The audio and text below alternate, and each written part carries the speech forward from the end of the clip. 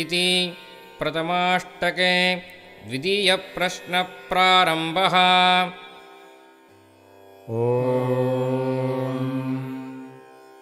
उद्धन्यमानमस्या अमेध्यम् अपपाप्मानं यजमानस्य हन्तु शिवानः सन्तु प्रदिशश्चतस्रः शन्नो माता पृथिवीतोकसाता शन्नो देवीरभिष्टये आपो भवन्तु पीतये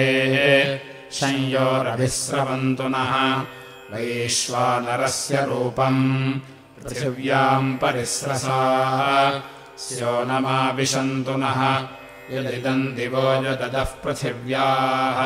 सञ्जज्ञाने रोदसी सम्बभूवतुः ऊषान् कृष्णमवतु कृष्णमूषाः इहोभयोर्यज्ञियमागमिष्ठाः वोदेः कुर्वाणो यत्पृथिवीमचरः गुहाकारमाखुरूपम् प्रतीत्य तत्तेऽन्यक्तमिह सम्भरन्तः शतं जीवेम शरदः सवीराः ऊर्जम् पृथिव्यारसमाभरन्तः शतं जीवेम शरदः पुरूचीः वम्रेभिरनुवित्तम् गुहासु श्रोत्रन्त उर्व्यबधिरा भवामः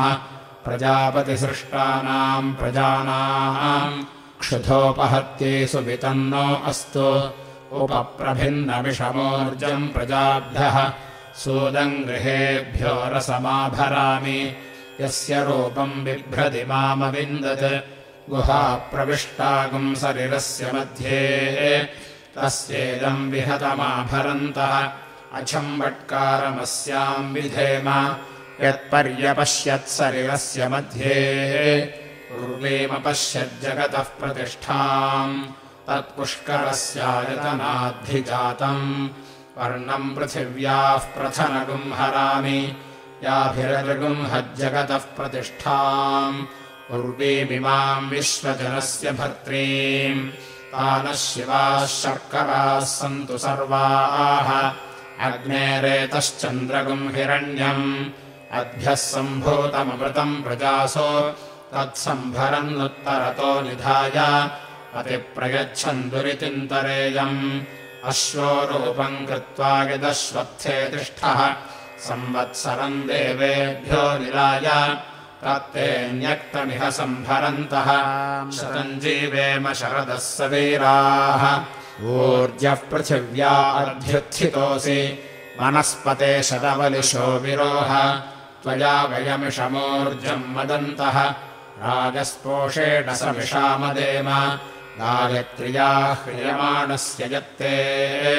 पर्णमपततृतीयस्यै दिवोधि सोऽयम् पर्णः सोमपर्णाद्धिजातः ततो हरामि सोमपीठस्यावरुद्ध्यै देवानाम् ब्रह्मवादम् वदताम् यत् उपाशृणो शुश्रवावे श्रुतोऽसि ततो मामाविशतु ब्रह्मवर्चसम् तत्सम्भरग्स्तदवरुन्धीय साक्षात् यया ते सृष्टस्याग्नेः हेतिमशमयत्प्रजापतिः तामिमामप्रदाहाय शमेगुम् शान्तिहराम्यहम् यत्ते सृष्टस्य यतः विकङ्कतम्भा आर्च्छज्जातवेदः तया भासा संवितः पुरुन्नो लोकमनुप्रभाहि यत्ते ताम् तस्य हृदयमाच्छिन्दम् जातवेदः मरुतोद्भिस्तमयित्वा एतत्ते तदशनेः सम्भरामि सात्मा अग्ने सहृदयो भवेह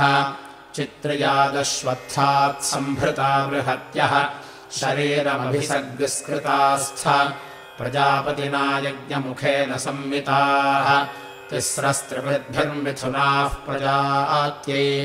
अश्वत्थाद्धव्यवाहाद्धिजाताम् अग्नेस्तनो यज्ञयागुम् सम्भरामि शान्तयो निगुंशमे गर्भम् अग्नये प्रजनयितवे यो अश्वत्थः शमे गर्भः आरुरोहत्वे स च तन्ते हरामि ब्रह्मणा यज्ञयैः केतुभिः सह यन्त्वा समभरम् जातवेदः यथा शरीरम् भूतेषु न्यक्तम् स सम्भृतस्येद शिवः प्रजाभ्यः पुरन्नो लोकमनुनेषु विद्वान् प्रवेधसे कवये मेध्याय वचो मन्दारुवृषभाय वृष्णे यतो भयमभयम् तन्नो अस्तु अवदेवान् यजेहेड्यान् समिधाग्निन्दुवस्यत घृतैर्बोधयतातिथिम् आस्मिन् हव्याजुहोतन उपत्वाग्ने हविष्मतेः घृताचेर्यन्तु हर्यत जुषस्व समिधो मम तन्त्वा समिद्भिरङ्गिरः घृतेन वर्धयामसि बृहच्छोचाय विष्ठ्य समिध्यमानः प्रथमोऽनुधर्मः समक्तुभिरज्यते विश्ववारः शोचिष्केशो घृतनिर्निक्पावकः सुयज्ञो अग्निर्यजथाय देवान् घृतप्रतीको घृतयोनिरग्निः घृतैः समिद्धो घृतमस्यान्नम् घृतपृषस्त्वा सरितो वहन्ति घृतम् पिबन् सुयजायक्षि देवान् आदुर्गा अग्ने हविषो जुषाणः घृतप्रतीको घृतयोनिरेधि घृतम् पीत्वा मधुचारुगव्यम् इदेव पुत्रमभिरक्षतादिमम् त्वामग्ने समिधानय्यविष्ठ देवादूतम् चक्रिरे हव्यवाहम् उरुज्रयसङ्घृतयोनिमाहुतम् त्वेषम् चक्षुर्दधिरे चोदयन्वति त्वामग्ने प्रतिव आहुतम् घृतेन सुम्नायवः सुषमिधा समीधिरे सवावृधान ओषधीभिरुक्षितः उरुज्रयागुंसि पार्थिवा वितिष्ठसे घृतप्रतीकम् वरितस्य धूर्षदम् अग्निम् मित्रम् न समिधानरिञ्जते इन्धानो अक्रो विदथेषु दीद्यत् शुक्रवर्णामुदुनो यगुंसते धियम् प्रजा अग्ने संवासय आशाश्च पशुभिः सह राष्ट्राण्यस्मा आधेहि यान्यासन् सवितुः सवे महे विश्पत्नी सदने ऋतस्य अर्वाचीयेतम् धरुणेरगीणाम् अन्तर्वत्नी जन्यम् जातवेदसम् अध्वराणाम् जनयथः पुरोगाम् आरोहतम् दशतगुम् शक्वरेर्मम ऋतेनाग्न आयुषा वर्चसा सह ज्योग्जीवन्त उत्तरामुत्तरागुम् समाम् दर्शमहम् पूर्णमासम् यज्ञम् यथा यजै ऋत्वियवते स्थो अग्निरेतसौ गर्भम् दधाथान्ते वामहम् ददे तत्सत्यम् यद्वीरम् बिभृथः वीरम् जनयिष्यथः ते मत्प्रातः प्रजनिष्येथे ते मा प्रजाते प्रजनयिष्यथः प्रजया पशुभिर्ब्रह्मवर्चसेन सुवर्गे लोके अनृतात् सत्यमुपैमि मानुषाद्दैव्यमुपैमि दैवीम् वाचम् यच्छामि शल्कैरग्निमिन्धानः उभौ लोकौ सनेमहम् उभयोर्लोकयोरुद्ध्वा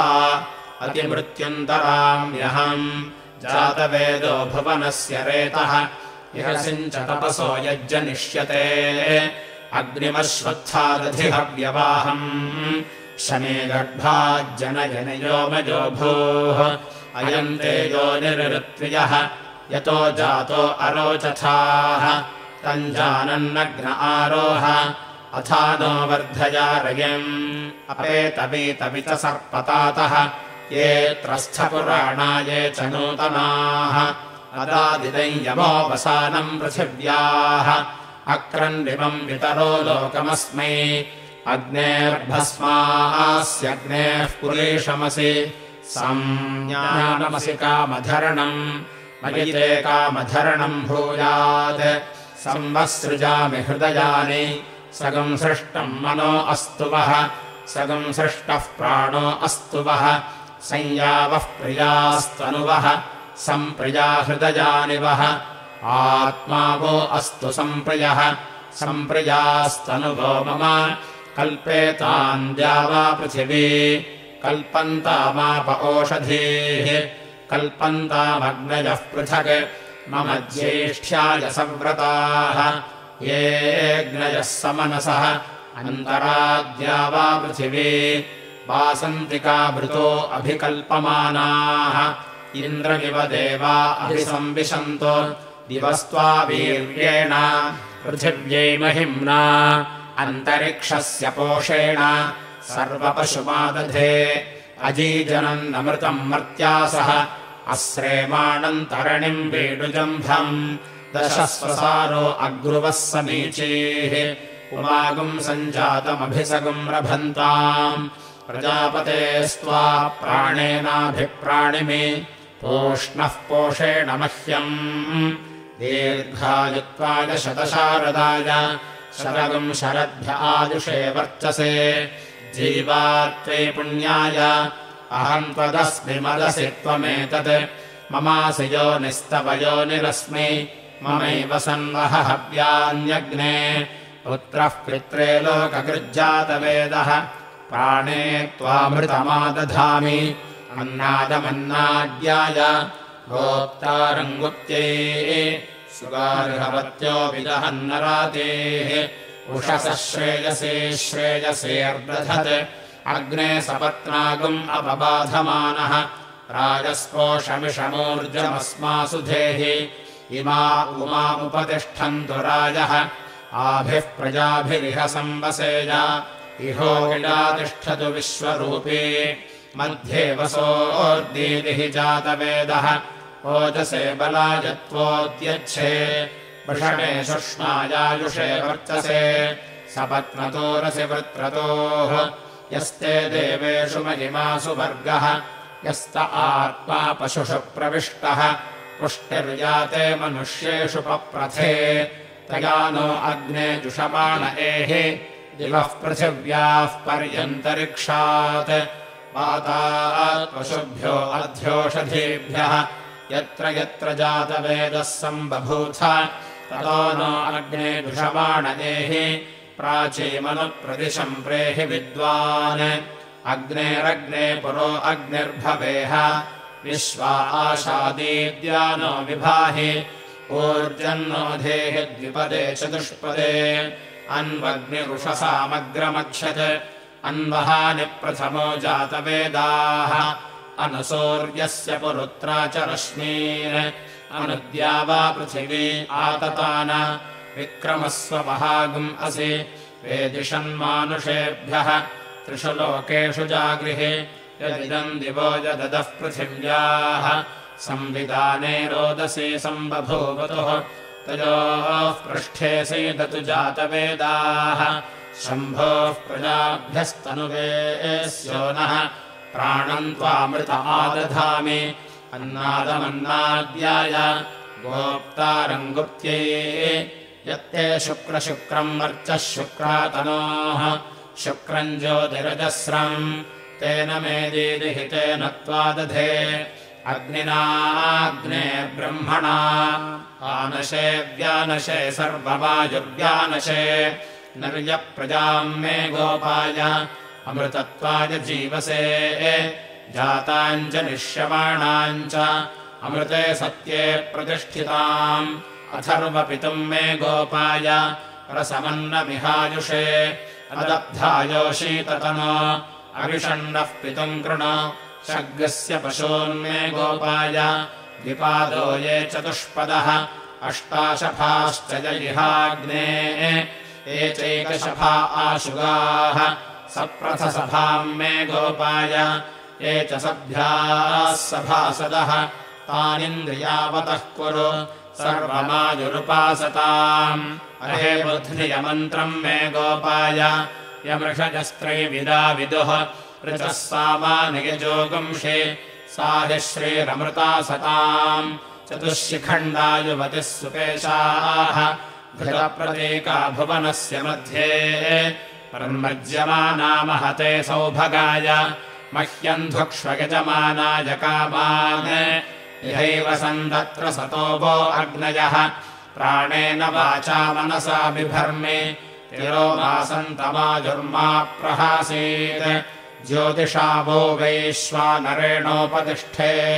पञ्चधाग्नेऽन्व्यक्रामत् विरात्सृष्टा प्रजापतेः ऊर्ध्वारोहद्रोहिणी योनिरग्नेः प्रतिष्ठितिः न वैतान्यहानि भवन्ति नव वै सुवर्गालोकाः यदेतान्यहान्युपयन्ति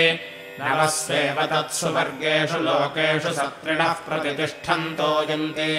अग्निष्टोमाः परः सामानः कार्या इत्याहुः अग्निष्टोमसंमितः सुवर्गो लोक इति 12 स्तोत्राणि 12 मासाः संवत्सरः तत्तन्न सूक्ष्यम् उक्त्या एव 17 परः सामानः कार्याः पशवो वा उक्थानि पशूनामवरुध्यै विश्वजयभिजितामग्निष्टोमौ उक्त्याः 17 परः सामानः ते सर्गस्तुता विराजमभिसम्पद्यन्ते 2 चर्चावतिरिच्येते एकयागौरतिरिक्तः एकयायुरूनः सुवर्गो वै लोको ज्योतिः ओर्विराट् सुवर्गमेव तेन लोकमभिजयन्ति यत्परगम् राथन्तरम् तत्प्रथमेऽहम् कार्यम् बृहद्द्वितीये वैरूपम् तृतीये वैराजम् चतुर्थे शार्क्वरम् पञ्चमे रैवतकम् षष्ठे तदुपृष्ठेभ्यो नयन्ति सन्तनय एते ग्रहा गिह्यन्ते अतिग्राह्याः परः सामसो इमानेवैतैर्लोकान् सन्तन्वन्ति मिथुना एते ग्रहा गृह्यन्ते अतिग्राह्याः परः सामसो मिथुनमेव तैर्यजमाना अवरुन्धते बृहत्पृष्ठम् भवति बृहद्वै सुवर्गो लोकः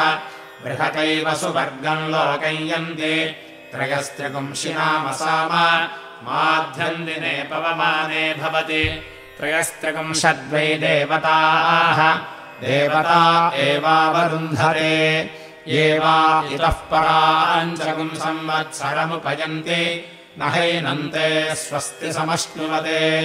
अथ ये मुतोर्वाञ्चमुपयन्ति ते हैनग्गः स्वस्ति समश्नुवते एतद्वा अमुतोर्वाञ्चमुपयन्ति यदेवाम् योह खलु वाव प्रजापतिः स उवेवेन्द्रः तदु देवेभ्यो नयन्ति सन्ततिर्वा एते ग्रहाः यत्परः सामानः विशोवान्दिवा कीर्त्यम् यथा शालायै पक्षसि एवगुम् संवत्सरस्य पक्षसि यदेतेन गृह्येरन् विशोचे संवत्सरस्य पक्षसि व्यवस्रगुंसे जाताम् आर्तिमार्च्छेयोः यदेते गृह्यन्ते यथा शालायै पक्षसि मध्यमम् वगुंशमभिसमायच्छति एवगुम् संवत्सरस्य पक्षसि दिवा कीर्त्यमभिसन्तन्वन्ति नार्तिमार्च्छन्ति एकविपुंशमहर्भवति शुक्राग्राग्रहा गृह्यन्ते प्रत्युत्तब्ध्ये स यत्त्वाय सौर्य एतदः पशुरालभ्यते सौर्योऽतिग्राह्यो गृह्यते अहरेव रूपेण समर्थयन्ति अथो अह्न एवैष बलिर्ह्रियते सप्तैतदहरति ग्राह्या गृह्यन्ते 7 वै शीर्षण्याः प्राणाः असावादित्यः शिरः प्रजानाम् शीर्षण्येव प्रजानाम् प्राणान् दधाति तस्मात् 7 शीर्षन् प्राणाः इन्द्रो वृत्रगम् हत्वा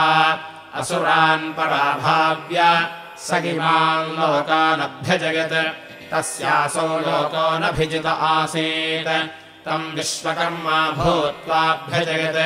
यद्वैश्वकर्मणो गृह्यते स्वर्गस्य लोकस्याभिजित्यै प्रवा एतेऽस्माल्लोकाच्यमन्ते ये वैश्वकर्मणम् गृह्णते आदित्यश्वो गृह्यते इयम् वा अदितिः अस्यामेव प्रतितिष्ठन्ति अन्योऽन्यो गृह्येते विश्वान्येवान्येन कर्माणि कुर्वाणायन्ति अस्यामन्येन प्रतितिष्ठन्ति तावापरार्धात् संवत्सरस्यान्योऽन्यो गृह्येते ताबुभौ सह महाभ्रते गृह्येते यज्ञस्यैवान्तम् गत्वा उभयोर्लोकयोः प्रतितिष्ठन्ति अर्घ्यमुत्थम् भवति अन्नाद्यस्यावरुध्यै एकविगुंश एष भवति एतेन वै देवा एकविगुंशेन आदित्यमित उत्तमगुं सुवर्गम् लोकमारोहयन् स वा एष इत एकविगुंशः तस्य दशावस्तादहानि दश परस्ताद् स वा एष विराज्युभयतः प्रतिष्ठितः विराजिः वा एष उभयतः प्रतिष्ठितः तस्मादन्तरेमौ लोकौ यन् सर्वेषु सुवर्गेषु लोकेष्वभितपन्नेति देवा वा आदित्यस्य सुवर्गस्य लोकस्य पराचोतिपादादभिभयोः तच्छन्दोभिरदृगुम् हन्धृत्यै देवा वा आदित्यस्य सुवर्गस्य लोकस्य अवाचोपपादादभिभयोः तम् पञ्चभिरश्मिभिरुदवयन् तस्मादेकविगुंशेऽहन् पञ्चदिवाकीर्त्यानि क्रियन्ते रश्मयो वै दिवाकीर्त्यानि ये गायत्रे ते गायत्रीषोत्तरयोः पवमानयोः महादिवाकीर्त्यगम् होतः पृष्ठम् विकर्णम् ब्रह्मसामम् भासोऽग्न्यष्टोमः अथैतानि पराणि परैर्वै देवा आदित्यगम् सुवर्गम् लोकमपारयन् यदपारयन् तत्पराणाम् परत्वम् पारयन्त्येनम् पराणि य एवम् वेद अथैतानि स्पराणि स्परैर्वै देवा आदित्यगम् सुवर्गम् लोकमस्पारयन् यदस्पारयन् तत्स्पराणाग्स्परत्वम् स्पारयन्त्येनग्स्पराणि य एवम् वेद अप्रतिष्ठाम् वा एते गच्छन्ति येषागुम् संवत्सरेणाप्तेऽथ एकादशिन्याप्यते वैष्णवम् वामनमालभन्ते यज्ञो वै विष्णुः यज्ञमेवालभन्ते प्रतिष्ठित्यै ऐन्द्राग्नमालभन्ते इन्द्राग्ने वै देवानामजातयामानौ ये एव देवते अजातयाम्नि ते एवालभन्ते वैश्वदेवमालभन्ते देवता एवावरुन्धते द्यावा पृथिव्याम् धेनुमालभन्ते द्यावा पृथिव्योरेव प्रतितिष्ठन्ति वायव्यम् वत्समालभन्ते वायुरेवैभ्यो यथायतनाद्देवता अवरुन्धे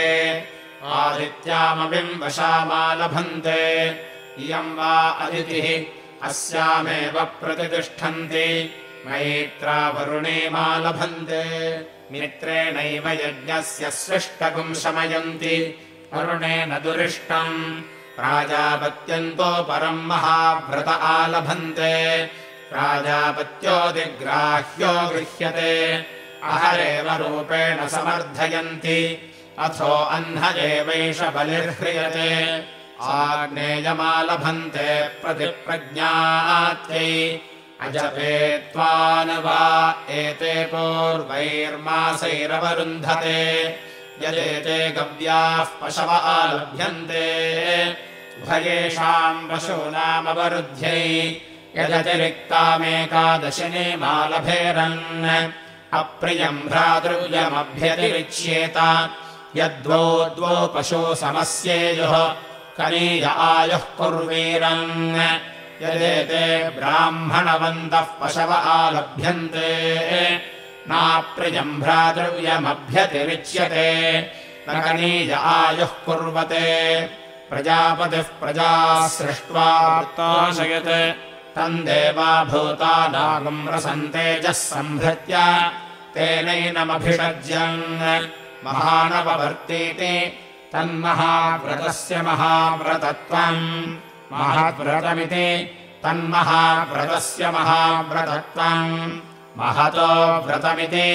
तन्महाव्रतस्य महाव्रतत्वम् पञ्चविगुंशस्तोमो भवति चतुर्विगुंशत्यर्धमासः संवत्सरः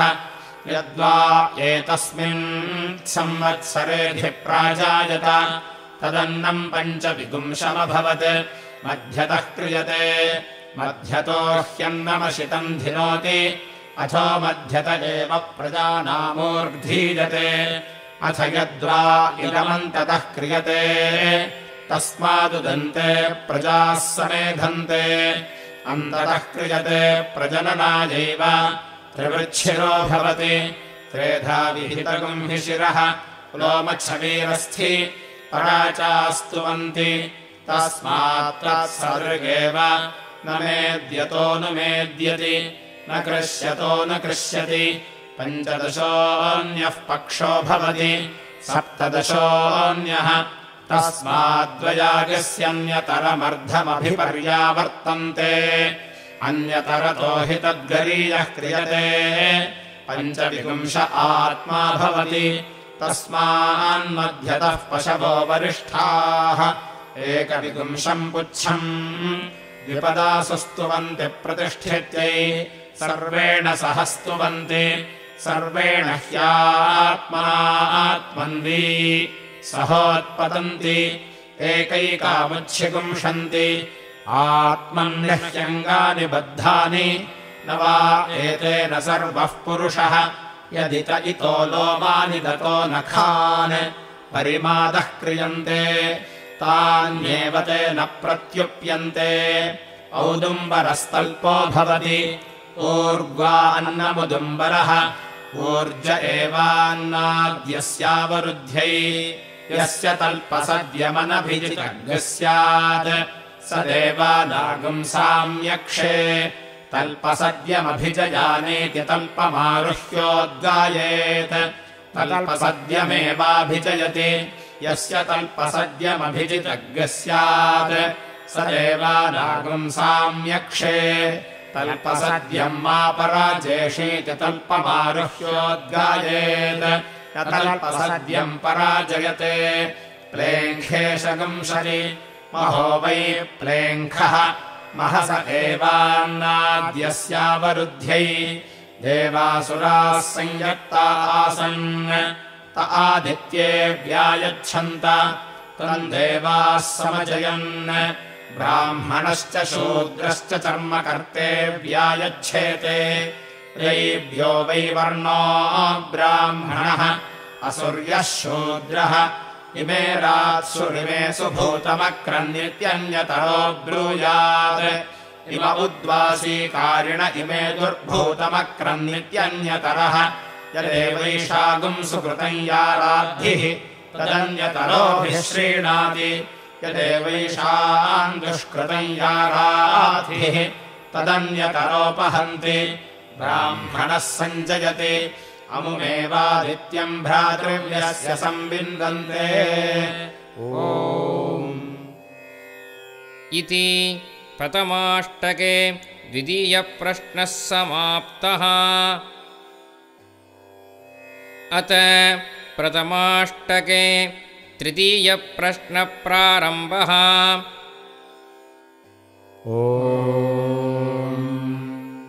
देवासुराः संयत्तासन् ते देवाभिजयमुपयन्तः अग्ने सोमयोस्तेजस्विनीस्तनोः सन्यदधत इदमुनो भविष्यति यदि नो जेष्यन्तीति तेनाग्ने सोमावपाक्रामताम् ते देवाभिजित्य अग्ने सोमावन्वैच्छन् ते अग्निवन्वविन्दन् ऋतुषोत्सन्नम् तस्य विभक्तेभिस्तेजस्विनीस्तनोरवारुन्धत ते सोममन्वविन्दन् तमघ्नन् तस्य यथाभिज्ञायन्तनोर्व्यगृह्णत ते ग्रहा अभवन् तद्ग्रहाणाम् ग्रहत्वम् यस्यैवम् यजुषो ग्रहा गृह्यन्ते तस्य त्वेव गृहीताः नानाग्नेयम् पुनराधेये कुर्यात् यदनाग्नेयम् पुनराधेये कुर्यात् व्यर्थमेव तत् अनाग्नेयम् वा एतत् क्रियते यत्समिधस्तनो न पातमिडो बर्हिर्यजति उभावाग्नेया वाज्यभागो स्याताम् अनाज्यभागो भवत इत्याहुः दुभावाग्नेया वन्वञ्चापिति अग्नये पवमानायोत्तरः स्यात् यत्पवमानाय तेनाज्यभागः तेन सौम्यः बुधन्वत्याग्नेयस्याज्यभागस्य पुरोनुवाक्या भवति यथा सुप्तम् बोधयति तादृगेव तत् अग्निन्यक्ताः पत्नी संयाजानामृतः स्युः तेनाग्नेयगुम् सर्वम् भवति एकधा तेजस्विनीम् देवतामुपैतीत्याहुः सैनमेश्वरा प्रदः इति नेति ब्रूयात् प्रजननम् वा अग्निः प्रजननमेवोपैतीति कृतयजुः सम्भृतसम्भार इत्याहुः न सम्भृत्याः सम्भाराः न यजुः कार्यमिति अथो खलु सम्भृत्या एव सम्भाराः कार्यम् यजुः पुनराधेयस्य समृद्ध्यै तेनोपागुंशु प्रचरति एष्य इव वा एषः यत्पुनराधेयः यथोपागुंशु नष्टमिच्छति तादृगेव तत् उच्चैः सृष्टकृतमुत्सृजति यथा नष्टम् वित्त्वा प्राहायमिति तादृगेव तत् एकधा तेजस्विनीम् देवतामुपैतीत्याहुः सैनमेश्वरा प्रदः इति तत्तथा नोपैति प्रयाजानो याजेष्वेव विभक्तेः कुर्यात् यथा पूर्वमाज्यभागौ स्याताम् एवम् पत्नी संयाजाः तद्वैश्वानरवत्प्रजननवत्तरमुपैतीति तदाहुः व्यर्थम् वा एतत् नाग्नेयम् वा एतत्क्रियत इति नेति ब्रूयात् अग्निम् प्रथमम् विभक्तीनाम् यजति अग्निमुत्तमम् पत्नी संयाजानाम् तेनाग्नेयम् तेन समृद्धम् क्रियत इति देवा वै यथा दर्शम् यज्ञानाहरन्त योऽग्निष्टोमम् यौथ्यम् योतिरात्रम् ते सहैव सर्वे वाजपेयमपश्यन् ते अन्योन्यस्मिनातिष्ठन्त अहमनेन यजाति ते ब्रुवन् आजिमस्य धावामेति तस्मिन्नाजिमधावन् तम् बृहस्पतिरुदजयत् तेनायजत सस्वाराज्यमगच्छत् तमिन्द्राब्रवीत् मामनेन याजयेति तेनेन्द्रमयाजयत् सोऽग्रम् देवतानाम् पर्ययेत् अगच्छत् स्वाराज्यम् अतिष्ठन्तास्मै ज्येष्ठाय य एवम् विद्वान् वाजपेयेन यजते गच्छति स्वाराज्यम् अग्रगम् समानानाम् पर्येते तिष्ठन्ते स्मै ज्येष्ठाय स वा एष ब्राह्मणस्य चैव राजन्यस्य च यज्ञः तम् वा एतम् वाजपेय इत्याहुः वाजाप्यो वा एषः वाजगृह्येतेन देवा ऐप्सन् सोमो वै वाजपेयः यो वै सोमम् वाजपेयम् वेद वाज्ये वैनम् पीत्वा भवति आस्य वाजी जायते अन्नम् वै वाजपेयः य एवम् वेद अत्यन्नम् आस्यान्नादो जायते ब्रह्म वै वाजपेयः य एवम् वेद अत्यब्रह्मणान्नम् आस्य ब्रह्मा जायते वाग्वै वाजस्य प्रसवः य एवम् वेद करोति वाचा वीर्यम् ऐनम् वाचा गच्छति अपिवतीम् वाचम् वदति प्रजापतिर्देवेभ्यो यज्ञान् व्यादिशत् स आत्मन्वाजपेयमधत्ता तम् देवा अब्रुवन् एष वावयज्ञः यद्वाजपेयः अप्येव नोऽत्रास्त्विति तेभ्य एता उज्जितीः प्रायच्छत् तावा एता उज्जितयो व्याख्यायन्ते यज्ञस्य सर्वत्वाय देवतानामनिर्भागाय देवा वै ब्रह्मणश्चान्नस्य च शमलमपाघ्नन् यद्ब्रह्मणः शमलमासीत् सा गाथा नाराशब्दस्य भवत् यदन्नस्य सासुरा तस्माद्गायतश्च मत्तस्य च न प्रतिगृह्यम् यत्प्रतिगृह्णीयात् शमलम् प्रतिगृह्णीयात् सर्वा वा एतस्य वाचोऽवरुद्धाः यो वाजपेयजाजी या पृथिव्याम् याग्नौ या रथन्तरे यान्तरिक्षे या वायौ या वामदेव्ये या दिवि यादित्ये या बृहति याप्सु यौषधीषु या वनस्पतिषु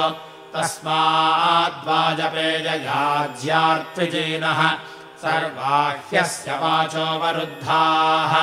देवा वै यदन्यैर्ग्रहैर्यज्ञस्य नावारुन्धत तदतिग्राह्यैरतिगृह्यावारुन्धत तदतिग्राह्याणामतिग्राह्यत्वम् यदतिग्राह्या गृह्यन्ते यदेवान्यैर्ग्रहैर्यज्ञस्य नावरुन्धे तदेव तैरतिगृह्यावरुन्धे पञ्चगृह्यन्ते पान्तो यज्ञः यावानेव यज्ञः तमाप्त्वावरुन्धे सर्व ऐन्द्रा भवन्ति एकथैव यजमान इन्द्रियम् दधति 17 प्राजापत्याग्रहा गृह्यन्ते 17 प्रजापतिः प्रजापतेराप्त्ये एकयर्चा गृह्णाति एकथैव यजमाने वीर्यम् दधाति सोमग्रहागिश्च सुराग्रहागिश्च गृह्णाति एतद्वै देवानाम् परममन्नम् यत्सोमः एतन्मनुष्याणाम् यत्सुराः परमेणैवास्मान्नाद्येनावरमन्नाद्यमवरुन्धे सोमग्रहान् गृह्णाति ब्रह्मणो वा एतत्तेजः यत्सोमः ब्रह्मण एव तेजसा तेजो यजमाने दधाति सुराग्रहान् गृह्णाति अन्नस्य वा एतच्छमलम् यत्सुराः अन्नस्यैव शमलेन शमलम् यजमानादपहन्ति सोमग्रहागिश्च सुराग्रहागिश्च गृह्णाति पुमानवै सोमः स्त्रीसुराः तन्मिथुनम् मिथुनमेवास्य तद्यज्ञे करोति प्रजननाय आत्मानमेव सोमग्रहैः स्पृणोति जायागम् सुराग्रहैः तस्माद्वाजपेययाज्यमुष्मिन् लोके स्त्रियगम् सम्भवति वाजपेयाभिजितगृह्यस्य पूर्वे सोमग्रहा गृह्यन्ते अपरे सुराग्रहाः पुरोक्षगुम् सोमग्रहान् साधयति पश्चादक्षगुम् सुराग्रहान् पापवस्य सस्य विधृत्यै एष वै यजमानः यत्सोमः अन्नगुम् सुराः सोमग्रहागिश्च सुराग्रहागिश्च व्यतिषजति अन्नाद्येनैवैनम् व्यतिषजति सम्पृचस्थसम्मा भद्रेण पृङ्क्तेत्याह अन्नम् वै भद्रम् अन्नाद्येनैवैनगुम् सगुम् सृजति अन्नस्य वा एतच्छमलम् यत्सुराः पाप्मेव खलु वै शमलम् पाप्मना वा एनमेतच्छमलेन व्यतिषजति यत्सोमग्रहागिश्च सुराग्रहागिश्च व्यतिषजति विपृचस्थविमा पाप्मना पृङ्क्तेत्याह पाप्मनैवैनगुम् शमलेन व्यावर्तयति तस्माद्वाजपेययाजीपोतो मेध्यो दक्षिण्यः प्राणुद्रवति सोमग्रहैः अमुमेव तैर्लोकमभिजयति प्रत्याङ्सुराग्रहैः इममेव तैर्लोकमभिजयति प्रतिष्ठन्ति सोमग्रहैः यावदेव सत्यम् तेन सूयते वाजसृभ्यः सुराग्रहान् हरन्ति अनुतेनैव विशगुम् सगुम् सृजति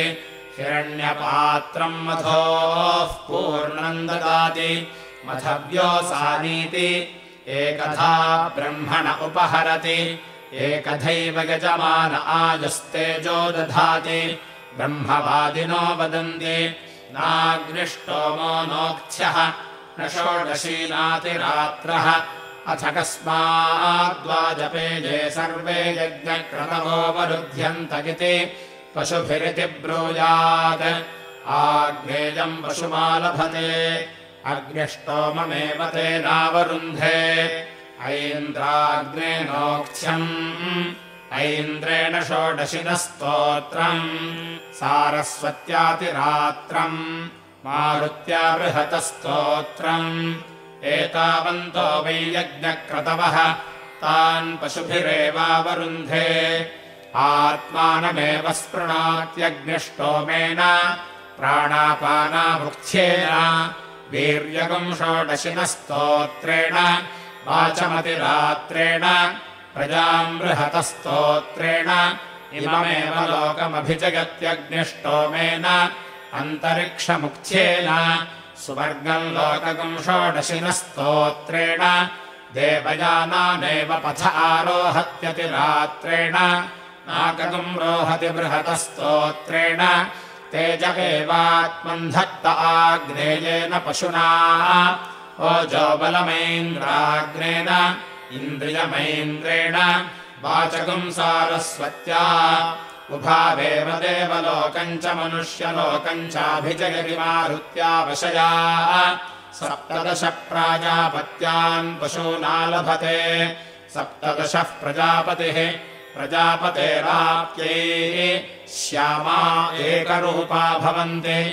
एवमिव हि प्रजापतिः समृद्ध्यै तान् पर्यग्निकृतानुत्सृजति मरुतो यज्ञमजिघागुंसन् प्रजापतेः तेभ्य एताम् मारुतीम् वशामालभत तयैवैनानशमयत् मारुत्या प्रचर्य एतान् संज्ञपयेत् मरुत एव शमयित्वा एतैः प्रचरति यज्ञस्याघाताय एकधा वपाजुहोति एकदेवत्या हि एते अथो एकथैव यजमाने वीर्यम् दधाति नैवारेण सप्तदश शरावेणैतर्हि प्रचरति एतत्पुरोडाशाह्येते अथो पशूनामेव छिद्रमपि दधाति सारस्वत्योत्तमया प्रचरति वाग्वै सरस्वती तस्मात् प्राणानाम् वागुत्तमा अथो प्रजापतावेव यज्ञम् प्रतिष्ठापयति प्रजापतिर्हि वाक् अपन्नदति भवति तस्मान्मनुष्याः सर्वाम् वाचम् वदन्ति सावित्रम् जुहोति कर्मणः कर्मणः पुरस्तात् कस्तद्वेदेत्याहुः यद्वाजपेयस्य पूर्वम् यदपरमिति सवितृप्रसूत एव यथा पूर्वम् कर्माणि करोति सवने सवने जुहोति आक्रमणमेव तत्सेतुम् यजमानः कुरुते सुवर्गस्य लोकस्य समष्ट्यै वाचस्पतिर्वाचमद्यस्वदाति न इत्याह वाग्वै देवानाम् पुरान्नमासीत् वाचमेवास्मान्नग्स्वदयति इन्द्रस्य वज्रोऽसि वार्त्रघ्न इति रथमुपावहरति विजित्यै वाजस्य नु प्रसवे मातरम् महीमित्याह यच्छैवेयम् यच्चास्यामधि तदेवावरुन्धे अथो तस्मिन्नेवोभयेऽभिषिच्यते अप्स्वन्तरमृतमप्सु भेषजमित्यश्वान् पल्पोलयति अप्सु वा अश्वस्य तृतीयम् प्रविष्टम् तदनुवेनन्वप्लवते यदप्सु पल्पोलयति यदेवास्याप्सु प्रविष्टम् तदेवावरुन्धे बहुवा अश्वो मेध्यमुपगच्छति यदप्सु पल्पोलयति मेध्यानेवैनान् करोति वायुर्वा त्वामनुर्वा त्वेत्याह एतावा एतम् देवता अग्रे अश्वमयुञ्जन् ताभिरेवैनाने युनक्ति सवस्योज्जित्यै यजुषा युनक्त्यव्यावृत्यै अपान्नपादाशु हेमन्निति सम्माष्टि मेध्यानेवैनान् करोति अथोस्तौत्येवैनानाजगुंसरिष्यतः विष्णुक्रमान् क्रमते विष्णुरेव भूत्वेमान् लोकानभिजयति वैश्वदेवो वै रथः अङ्कौन्यङ्कावभितो रथञ्यावित्याह या एव देवता रथे प्रविष्टाः ताभ्य एव नमस्करोति आत्मनो नार्त्यै अशवरथम् भावुकोऽस्य रथो भवति य एवम् वेद देवस्याहगुंसवितुः प्रसवे बृहस्पतिना वाजजिता वाजञ्जेषमित्याह सवितुर्प्रसूत एव ब्रह्मणा वाजमुज्जयति देवस्याहगुंसवितुः प्रसवे बृहस्पतिना वाजजिता वरिष्ठन्नाकगुम् रुहेयमित्याह सवितुर्प्रसूत एव ब्रह्मणा वरिष्ठन्नाकगुम् रोहति चात्वाले रथचक्रम् निमितगुम् रोहति अतो वा अङ्गिरस उत्तमाः सुवर्गम् लोकमायन् साक्षादेव यजमानः सुवर्गम् लोकमेति आवेष्टयति वज्रो वै रथः वज्रेणैव दिशोऽभिजयति वाजिनागुंसामगायते अन्नम् वै वाजः अन्नमेवावरुन्धे वाचो वष्मदेवेभ्यो वाक्रामत् तद्वनस्पतीन् प्राविशत् सैषा वाग्वनस्पतिषु वदति या दुन्दुभौ तस्माद्दुन्दुभिः सर्वा वाचोति वदति दुन्दुभीम् समाघ्नन्ति परमा वा एषा वाक् या दुन्दुभौ परमयैव वाचावराम् वाचमवरुन्धे अथो वाच एव वर्ष्मयजमानो वरुन्धे इन्द्राय वाचम् वदतेन्द्रम् वाचम् जापयतेन्द्रो वाचमजगिदित्याह एष वा एतर्हीन्द्रः यो यजते यजमान एव वाचमुज्जयति सप्तदश प्रव्याधानाजिन्धावन्ति सप्तदशस्तोत्रम् भवति सप्तदश दीयन्ते सप्तदश प्रजापतिः प्रजापतेराप्यै अर्वासि सप्तिरसि वाज्यसेत्याह अग्न्यर्वा अर्वा वायुः सप्तिः आदित्यो वाजी एताभिरेवास्मै देवताभिर्देवरथम् युनक्ति प्रष्टिवाहिनम् युनक्ति प्रष्टिवाही वै देवरथः देवरथमेवास्मै युनक्ति वाजिनो वाजम् धावत काष्ठाम् गच्छतेत्याह सुवर्गो वै लोकः काष्ठा सुवर्गमेव लोकम् यन्ति सुवर्गम् वा एते लोकम् यन्ति य आजिन्धावन्ति प्राञ्चो धावन्ति प्राङि बहिः सुवर्गो लोकः चतस्रभिरनुमन्त्रयते चत्वारि छन्दागुंसि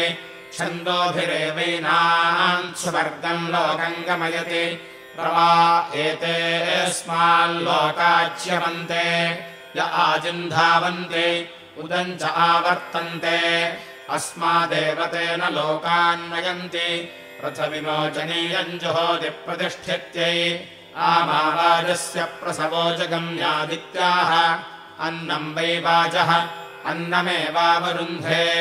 यथा लोकम् वा एत उज्जयन्ति य आजिन्धावन्ति कृष्णलम् वाजसृभ्यः प्रयच्छति यमेव ते वाजम् लोकमुज्जयन्ति तम् परिक्रीयावरुन्धे एकधा ब्रह्मण उपहरति एकधैव यजमाने वीर्यम् दधाति देवा वा ओषधीष्वाजिमयोः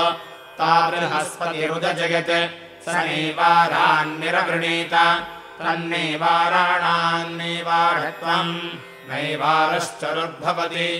एतद्वै देवानाम् परममन्नम् यन्नैवाराः परमेणैवास्मा अन्नाद्येनावरमन्नाद्यमवरुन्धे सप्तदशरावो भवति सप्तदशः प्रजापतिः प्रजापतेराप्यै क्षीरे भवति ऋचमेवास्मिन् दधाति सर्पिष्वान् भवति मे धत्वाय बृहस्पत्यो वा एष देवतया यो वा जपेजेन यजते बृहस्पत्य एष चरुः अश्वान् सर्ष्यतः ससृषश्चावघ्रापयति यमेव ते वाजम् लोकमुज्जयन्ति तमेवावरुन्धे अजीजिपतवनस्पतय इन्द्रम् वाजम् विमुच्यध्वमिति दुन्दुभेन विमुञ्चति यमेव ते वाजम् लोकमिन्द्रियम् दुन्दुभय उज्जयन्ति तमेवावरुन्धे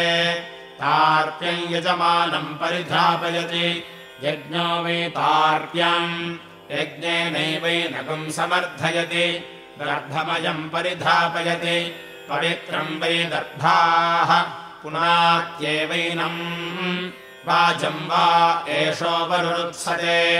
यो वाजपेयेन यजते ओषधयः खलु वै वाजः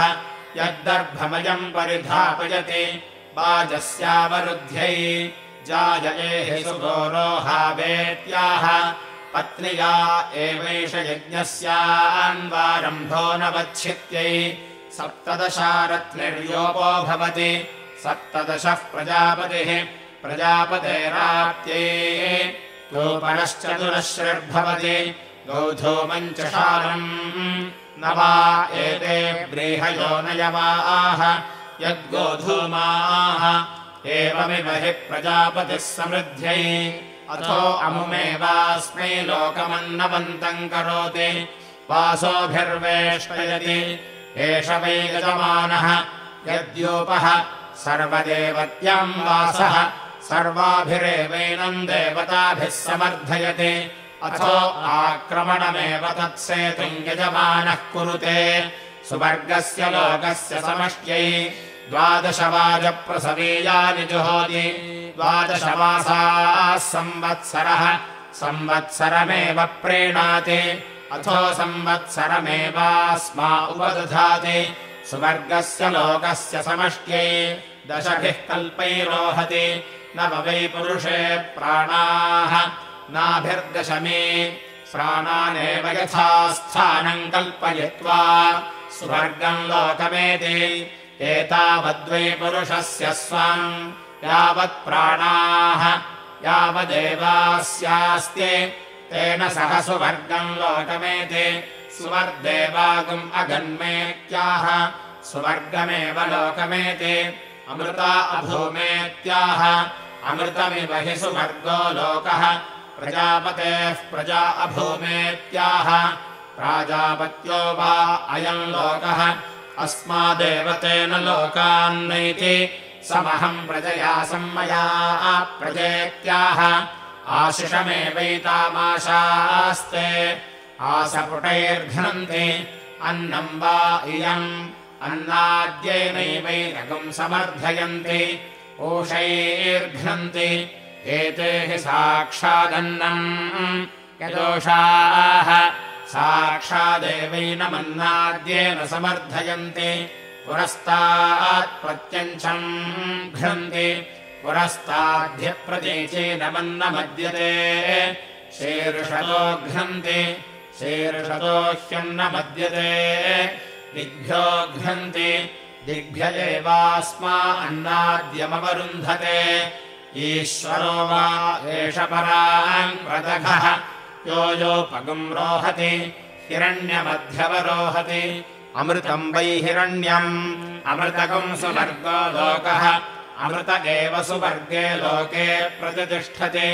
शतमानम् भवति शतायुः पुरुषः शतेन्द्रियः आयुष्येवेन्द्रिये प्रतिष्ठति पुष्ट्यैवा एतद्रूपम् यदजा 3 संवत्सरस्यान्यान् पशून् परिप्रजायते हस्तादिनमध्यवरोहति पुष्ट्यामेव प्रजनने प्रतिष्ठति सप्तान्न होमान् जुहोति 7 वा अन्नानि यावन्त्येवान्नानि तान्येवावरुन्धे 7 ग्राम्या ओषधयः 7 उभयेषामवरुध्ये अन्नस्यान्नस्य जुहोति अन्नस्यान्नस्यावरुध्ये यद्वाजपेययाज्यनवरुद्धस्याश्नीयात् अवरुधेनभ्यर्थ्येत सर्वस्य समवदाय जुहोति अनवरुद्धस्यावरुध्ये औदुम्बरेण स्रुवेण जुहोति ऊर्ग्वा अन्नमुदुम्बरः ऊर्ज एवान्नाद्यस्यावरुध्यै देवस्य त्वा सवितुः प्रसवयित्याह सवितुर्प्रसूत एवैनम् ब्रह्मणा देवताभिरभिषिञ्चति अन्नस्यान्नस्याभिषिञ्चति अन्नस्यान्नस्यावरुध्यै पुरस्तात् प्रत्यञ्चमभिषिञ्चति पुरस्ताद्ध्यप्रतीचीनमन्नमद्यते शीर्षतोऽभिषिञ्चति शीर्षतो ह्यन्नमद्यते आमुखादन्ववस्रावयति मुखत एवास्मा अन्नाद्यम् दधाति अग्नेस्तासाम्राज्येनाभिषिञ्चामीत्याह एष वा अग्नेः समः तेनैवेनमभिषिञ्चते इन्द्रस्य त्वा साम्राज्येनाभिषिञ्चामीत्याह इन्द्रियमेवास्मिन्नेतेन दधाति बृहस्पतेस्त्वा साम्राज्येनाभिषिञ्चामीत्याह ब्रह्म वै देवानाम् बृहस्पतिः ब्रह्मणैवेनमभिषिञ्चते सोमग्रहागिश्चावदानीयानि चर्त्विभ्य उपहरन्ति अमुमेव तैर्लोकमन्नवन्तम् करोति सुराग्रहागिश्चानवदानीयानि च वाचसिभ्यः इममेव तैर्लोकमन्नवन्तम् करोति अथो उभयेष्वेवाभिषिच्यते इमार्थम् कुर्वते वाचसृतः इन्द्रियस्यावरुद्ध्यै अनिरुक्ताभिः प्रातः स वने स्तुवते अनिरुक्तः प्रजापतिः प्रजापतेराप्त्यै वाजपतेभिर्माध्यम् दिने अन्नम् वै वाजः अन्नमेवावरुन्धे श्रीविष्णवतेभिस्तृतीयस वने यज्ञो वै विष्णुः पशवः शिपिः यज्ञ एव पशुषु प्रतितिष्ठति बृहदन्त्यम् भवति अन्तमेवैनग्निः श्रियै गमयति नृषदन्त्वेत्याह प्रजा वै नृन् प्रजानामेवैतेन सूयते दृषदमित्याह वनस्पतयो वै वनस्पतीनामेवैतेन सूयते भुवनसदमित्याह यदा वै वसीयान् भवति भुवनमगन्निति वै तमाहुः भुवनमेवैतेन गच्छति अप्सुषदन्त्वा घृतसदमित्याह अपामेवैतेन घृतस्य सूयते व्योमसदमित्याह यदा वै वसीयान् भवति व्योमागन्निति वै तमाहुः व्योमैवैतेन गच्छति पृथिविषदन्त्वान्तरिक्षसदमित्याह येषामेवैतेन लोकानागुम् सूयते तस्माद्वाजपेययाजी न कञ्चन प्रत्यवरोहति अपि वहि देवतानागुम् सूयते नाकसदमित्याह यदा वै वसीयान् भवति नाकमगन्निति वै तमाहुः नाकमेवैतेन गच्छति ये ग्रहाः पञ्चजनीनामित्याह पञ्चजनानामेवैतेन सूयते अपागुम् रसमुद्वयसमित्याह अपामेवैतेन रसस्य सूयते सूर्यरश्मिकम् समाभृतमित्याह सशुक्रत्वाय इन्द्रो भृत्रगम् हत्वा असुरान् पराभाव्य सोमावास्याम् प्रत्यागच्छत् ते पितरः पूर्वेद्युरागच्छन् पितॄन् यज्ञोऽगच्छत् तम् देवाः पुनरयाचन्त तमेभ्यो न पुनरददुः ते ब्रुवन् वरम् वृणामहे अथवः पुनर्दास्यामः अस्मभ्यमेव पूर्वेद्युः प्रयाता इति तमेभ्यः पुनरददुः तस्मात् पितृभ्यः पूर्वेद्युः क्रियते यत्पितृभ्यः पूर्वेद्युः करोति पितृभ्य एव तद्यज्ञम् निष्क्रिययजमानः प्रतनुते सोमाय पितृपेताय स्वधानमगित्याह पितुरेवाधिसोमपीठमवरुन्धे न हि पिता प्रमीयमाण आहैष सोमपीठ इति इन्द्रियम् वै सोमपीठः इन्द्रियमेव सोमपीठमवरुन्धे तेनेन्द्रियेण द्वितीयाञ्जायामभ्यश्नुते एतद्वै ब्राह्मणम् पुरावाजश्रवसा विदामक्रन् तस्मात्ते द्वे द्वे जाये अभ्याक्षत यगेवम् वेद अभिद्वितीयाञ्जायामश्नुते अग्नये कव्यवाहनाय स्वधानमगित्याह यदेव पितॄणामग्निः तम् प्रेणाति तिस्र आहुतेर्जुहोति त्रिन्निदधाति षट्सम्पद्यन्ते षड्वा ऋतवः ऋतूनेव प्रेणाति तूष्णीम्ये क्षणमादधाति अस्ति वाहि षष्ठ ऋतुर्नवा देवान् वै पितॄन् प्रीतान् मनुष्याः पितरो न प्रपिपते तिस्र आहुतेर्जुहोते त्रिर्निदधाति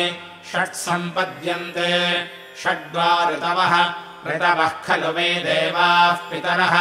यतो नेव देवान् पितॄन् प्रीणाति तान् प्रीतान् मनुष्याः पितरो न प्रपिपते सकृदाच्छिन्नम् बर्हिर्भवति सकृदि बहि पितरः त्रिर्निदधाति तृतीयेवातो लोके पितरः तानेव प्रीणाति पराङ्गावर्तते क्रीडा हि पितरः ओष्मणा व्यावृत उपास्ते ओष्मभागा हि पितरः ब्रह्मवादिनो वदन्ति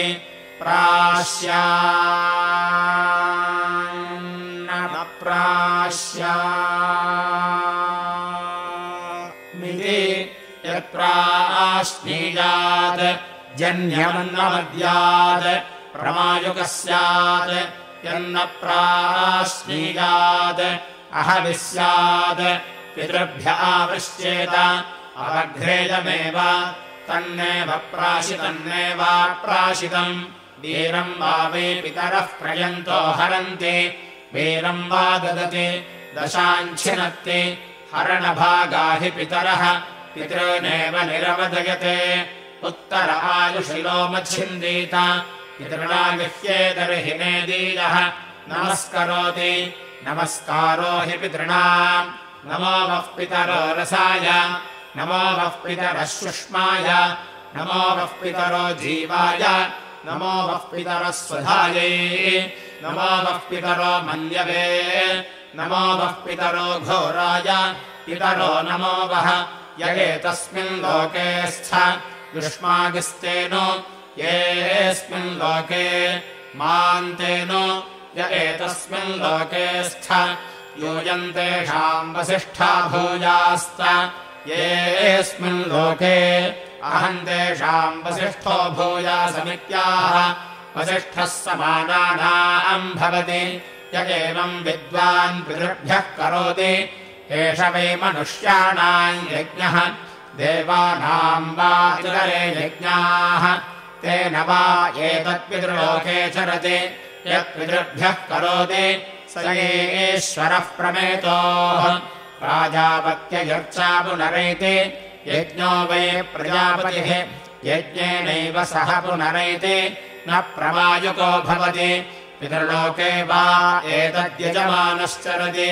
यत्पितृभ्यः करोति स ईश्वर आर्तिमार्तोः प्रजापतिस्त्वा वैनन्तमुन्नेतुमर्हतेत्याहुः यत्प्राजापत्यजर्चा पुनरैति प्रजापतिरेवैनन्तत उन्नयते नार्तिमार्च्छति यजमानः ओम् इति प्रथमाष्टके तृतीयप्रश्नः समाप्तः।